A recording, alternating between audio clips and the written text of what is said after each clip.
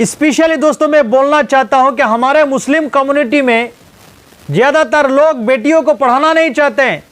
आप तैयबा अफरोज की बात सुने। जमीन बेच के शादी करते हैं या जमीन बेच के हम पढ़ाते हैं। कि मैंने भी दीन इस्लाम की पढ़ाई की है। मैं पहले वो पढ़ के ही उसके बाद से मैं आगे बढ़ी हूँ, क्योंकि मेरे पेरेंट्स का यही था कि सबसे पहले दीन की पढ़ाई करो, उसके बाद से दुनिया की पढ़ाई करो। तो उन्होंने मुझे बचपन से ही सब कुछ, मुझे भी कुरान शरीफ पढ़ने आता, मुझे उर्दू पढ़ने आता, मुझे उर्दू लिखने आता है, मुझे सब कुछ आता है।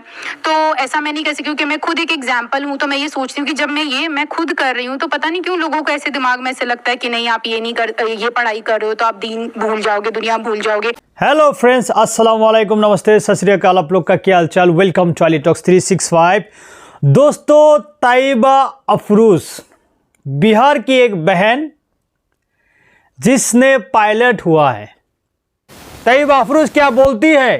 वो बोलती है कि मैं जनरल शिक्षा भी मैंने लिया, मैं अरबिक भी पढ़े, उर्दू भी पढ़े, नमाज भी पढ़ती है, मतलब आखिरत की पढ़ाई भी करते हैं और उसके बाद दुनिया की पढ़ाई भी किया और अपने ज़िंदगी को सक्सेस किया। और खान सर अपना हाथों से तैयबा अफरोज को खाना खिला रही हैं, क्योंकि यही तैयबा अफरोज जिसने खान सर के पास जाके अपने पढ़ाई किया और फाइनली जाकर अपने गोल को सक्सेस किया, पायलट बन गया। दोस्तों, बहुत बहुत बधाई हो तैयबा अफरोज बहन को।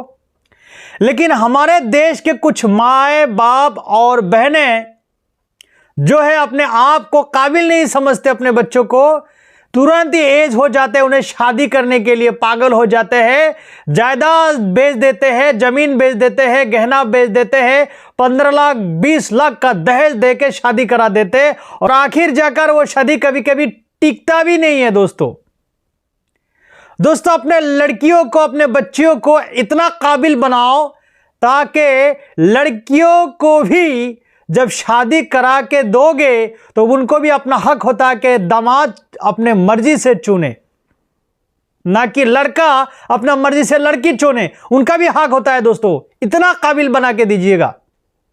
दोस्तों, तैयबा अफरोज ये हमारे बहनें जो है ना, ये हमारे इंडिया के लिए हिस्ट्री बन चुका है।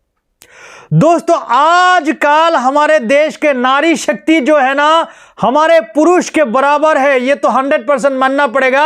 उनके पास हमारे से ज्यादा टैलेंट है। दोस्तों, उन टैलेंट को थोड़ा पॉलिश करने की जरूरत है, थोड़ा मेहनत करने की जरूरत है और आगे बढ़ने की जरूरत है।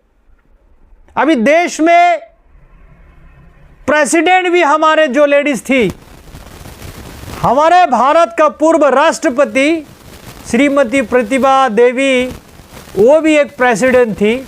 उसके बाद द्रौपदी मुर्मू, बंगाल के चीफ मिनिस्टर ममता बनर्जी, किरण बेदी, दुनिया को दिखा दिया। तो दोस्तों, मेरा कहना यह है कि तैयबा अफरोज की मां जो है, बाप जो है, बहुत मेहनत किया, अपने बेटी को पढ़ाया और कैसे पढ़ाया, उनके पीछे बहुत बड़ा हिस्ट्री है, बहुत बड़ा कहानी है। तैयबा अफरोज के पिताजी जो है एक किराना की दुकान करते हैं, रेशन की दुकान करते हैं। लेकिन जब एक लड़की जब पायलट के पढ़ाई करेंगे तो उसको बहुत खर्चा की जरूरत होता है, साल में 2-3 लाख रुपया की खर्चा की जरूरत होता है। और फाइनली अपने बेटी के लिए जमीन बेच दिया, ना कि बेटी को जमीन बेच के शादी करा दिया।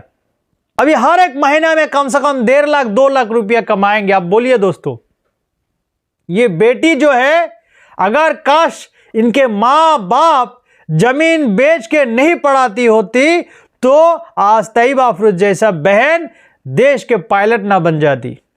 आजकल जमाने में मैक्सिमम ये देखा जाता है कि मां बाप जब बुढ़े हो जाते हैं तो आश्रमशाला में उनको मिलते हैं। दोस्तों, ऐसा मां बाप को तो मैं सैल्यूट करता हूं जो अपने बेटियों के लिए इतना मेहनत किया और बेटियों को आगे बढ़ाए। दोस्तों, मेरे जितने सारे बहनें हैं, सभी को मैं ये गुजारिश करता हूं, कृपा करके आप लोग पढ़ाई मत छोड़िए। आप लोग 17 साल 15 साल 16 साल हो जाता है, अगर कोई माँ बाप उन्हें शादी करा देते हैं, आपके पास टैलेंट है तो कृपा करके शादी मत हो जाइए। अगर कोई लड़कियां 17 साल 15 साल 18 साल 21 साल की है और पढ़ना चाहती है, उसके अंदर टैलेंट है, तो कृपा करके उनको शादी मत कराइए। उनका भी जिंदगी है, उनको भी खुली हवा में उड़ने दीजिए, उनका भी अपना जिंदगी को जीने दीजिए। दोस्तों, हम लोग हमेशा अपने बहनों को, जो हमारे महिलाएं हैं, उन लोग को हम डोमिनेट करते हैं, ऐसा करना नहीं चाहिए।